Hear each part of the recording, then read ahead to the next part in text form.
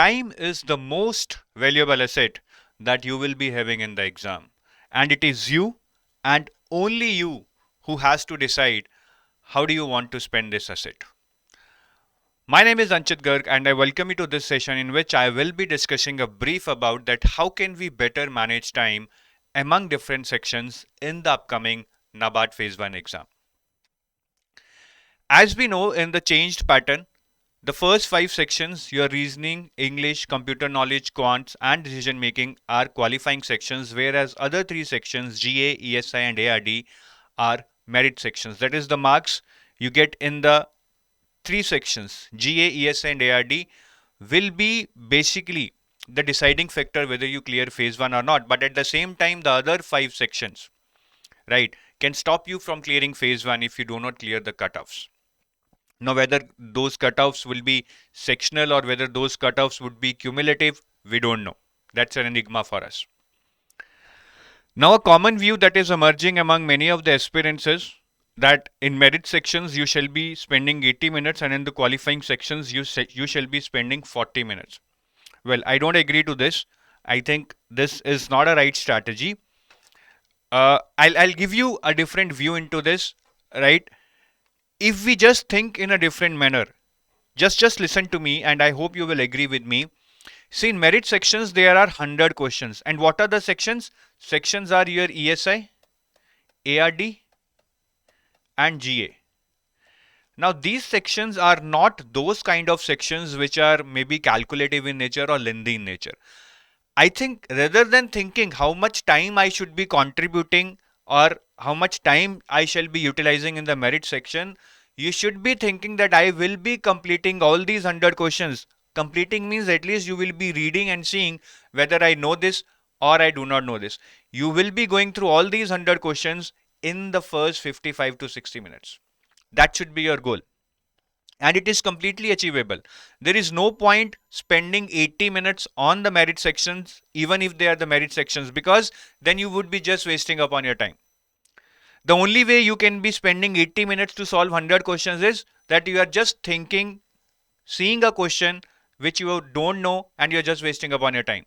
In these kind of sections, ESI, ARD and GA, guys, if you know, you know. If you don't know, you don't know. Just move ahead.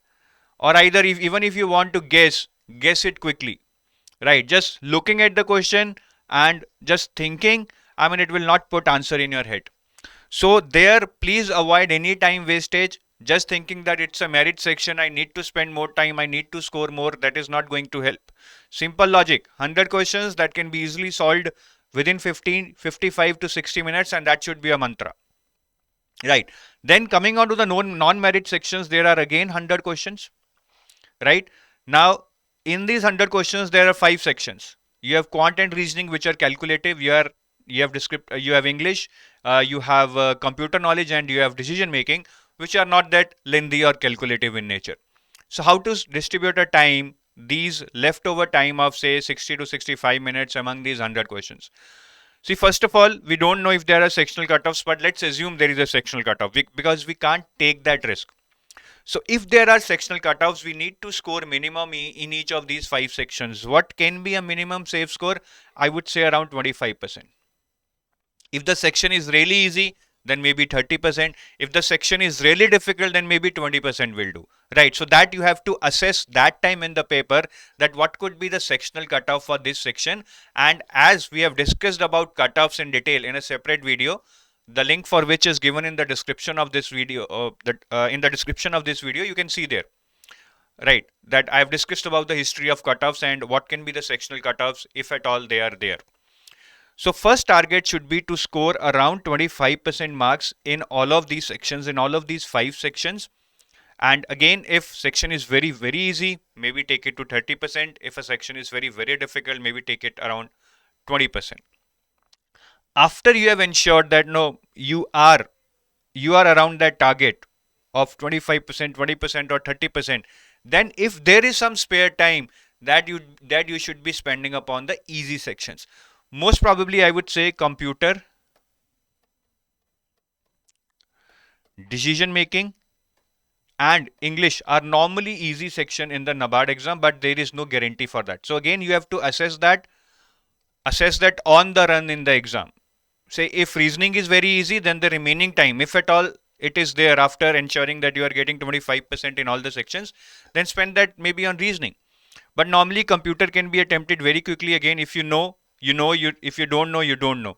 Decision making will also be almost on the same lines, right? So just assess the difficulty level of all the sections in the exam, and if there is any time left after ensuring that you get around 20, 25% or 30%, depending upon the difficulty level, because that will ensure you clear the sectional cutoffs, then try to maximize your score, right, in whichever section which is easy, because there can be cumulative cutoffs also. So that should be the mantra, rather than just blindly thinking and following others that I will spend 80 minutes on the merit section because it is important. That does not make sense, because you don't need 80 minutes. You just need 55 to 60 minutes to go through those 100 questions and mark them. Right? I hope you are able to get some insights from this, and you are able to, if you are not following this strategy, maybe you are able to adapt to this in the remaining 2-3 mocks which you are going to give this week. Have a nice day. Bye bye, and I wish you best of luck for your exam.